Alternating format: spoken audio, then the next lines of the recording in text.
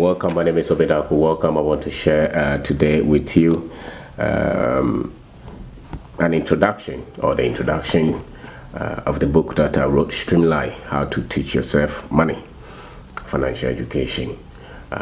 Most human beings are not intentional with the kind of information that we need to get to where we want to go. Very few people really read books to improve themselves and in the things that they want to see progress, and finance is one of them.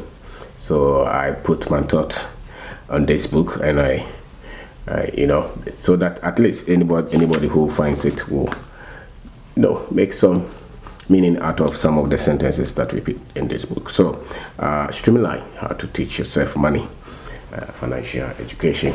That's the subtitle.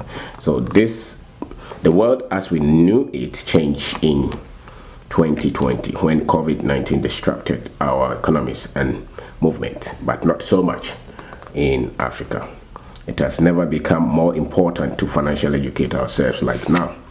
It requires a strong understanding of money, or stronger understanding of money, and how we relate with money, job, and career. Around the world, many would lose their jobs, and many businesses would have to change their approach of doing business. If your business is still profitable or even exists at the end of 2020, you really have to aware. Money and what we call investment will change going forward.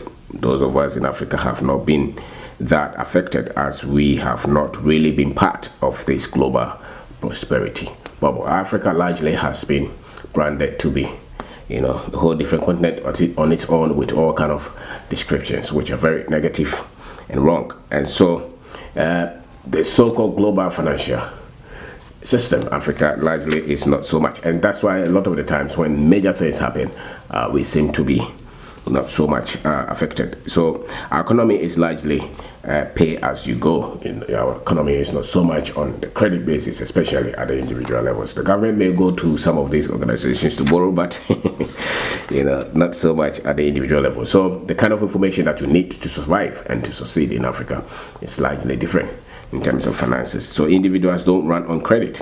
Different skill sets and upgraded understanding of money will be needed to be part of the prosperity of Africa. Growing up, we thought to become rich meant going to school, traveling to some of these countries that have been packaged as wealthy. So you see some of these countries on TV. It was financial way out, having a good job, occupying a big government positions.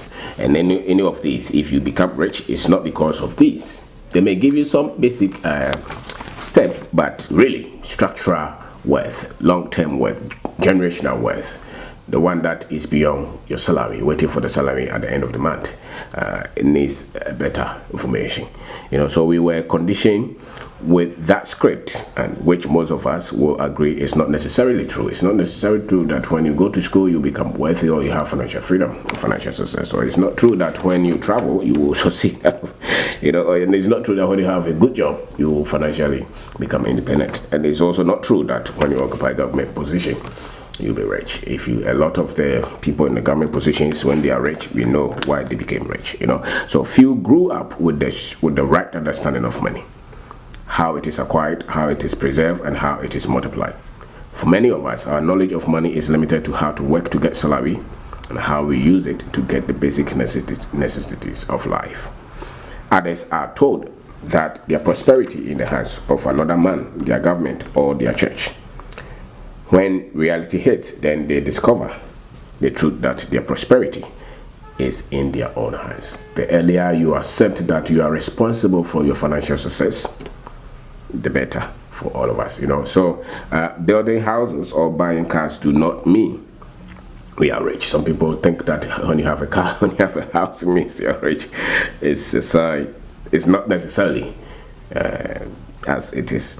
Building a house or owning a car is beating poverty. Beating poverty and being rich are not necessarily the same. A lot of people have houses and cars but have no structure, business, investment that makes them money consistently.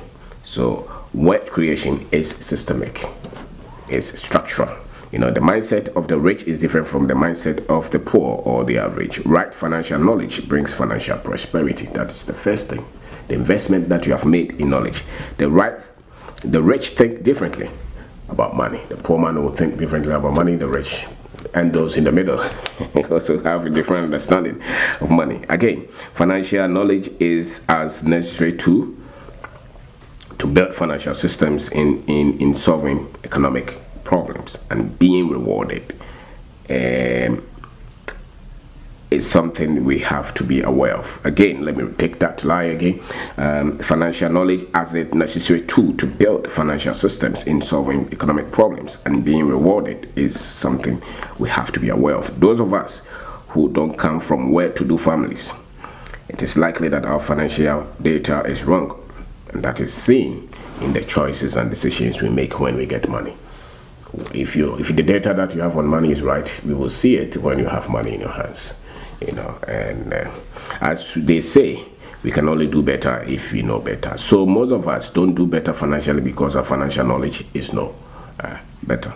This knowledge is responsible for the financial skills we have built over our lifetime. The good thing is that if we get the right knowledge and put it to practice, we acquire the needed skills which will be responsible for the financial results that we want to get. So if we continually struggle with debt, it means our financial decisions are not rightly thought out.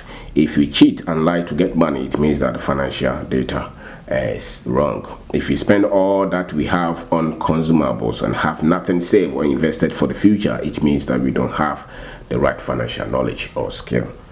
Those with the right financial skills are good with cash flow, financial planning, daily financial choices, expenses, income, loans, and their repayment with interest, how our financial institutions work, and many more. The answer is in the right acquisition of the right money data. That is the principles of money, and more importantly, putting them into practice. Everything about our money life rests on the money data we have. If it is good, our choices will be good, and if it is bad, our money choices will be bad. Everyone uses money, and yet very few of us read or study about money, and that is why many of us struggle with money. This is why it does not matter our level of education, the kind of profession or salary bracket. If the money data is wrong, it becomes difficult to take full responsibility of our finances. There are laws and principles that guide everything in this world. If we don't know or understand the principles that apply under any specific situation, we will make mistakes. We cannot grow until we get the right fundamentals, and the pathway of growth is painful and disheartening. Growth is not so much happy and enjoyable process. It stretches a lot of things, So it is important to know that without very intentional, constructive, focused, consistent education on money, we will not be properly informed on money. We will just have an opinion on money, and we don't become prosperous with just an opinion about money. Our concept of money will determine whether we will lack or have money as we go through life. There are so many problems in life, but the money problem should not be part of the problems. People with money have problems. But you see, when you have other problems and you have to have money problems, then that's double. Sadly, it is the number one problem many people have. We worry about money all our lives because of what we know or what we don't know about money. I've shared in this book some basic personal understanding on money and how any of us can move from a state of struggle to being able to develop the right mindset, skill set, and the needed sense of personal responsibility to create a better financial life and future. Life is continually upside down until we build the right skills. Some will build businesses, some will work for those who build businesses or the government, but whatever it is that you do, if you have the right financial skills, you will be able to build the financial future that will help you to enjoy life, help many people, and live your dreams and aspirations. You don't have to sell your soul to do this. You can keep your values and still have financial freedom and be truthful in your dealings. You don't have to be a crook to have money. Financial success is in us having the right financial skills and taking responsibility in building our financial systems, our personal financial systems, and following them through. God has already blessed us with every resources needed to be successful. Examples are our talents, our natural drives, energy, relationships, natural resources, brains. It is up to us to make things happen. And if we fail to do so, we should not blame anybody for this. Not the government, God, the devil, or whoever. Our only problem will be our ignorance of this reality. The reality that God has already blessed us. And so if you have financial problems, it does not mean you are cursed. It is very likely to be financial ignorance. We can only be controlled when we allow someone to control our mind, our time, and our money, or our resources. Our intelligence is developed by the questions we ask, and the more we are able to critically think. That is why you should never let anything take charge of your mind and what it feeds it, because what it feeds you is what you produce. Take note of religious teachings that undermine the value of how powerful your mind is when it is well developed. Your life reflects the state of your mind, how you have nurtured that mind. Read books on money, at least a book every month, and practice it. Don't leave your financial well-being to chance, lottery, or miracles. Don't wait for miracle to change your finances. The mind is a very powerful tool God has given us, and if you lose it, we lose our very existence. When you lose your mind to wrong teachings, you lose your very existence. If you go to a room full of gold bars and the room is dark, you will not know that the room is full of treasures until you put on the light. The light does not put the gold bars there, it just reveals them. It is the same thing with the treasures we have within us. It takes light, right light, to reveal them. That light is knowledge.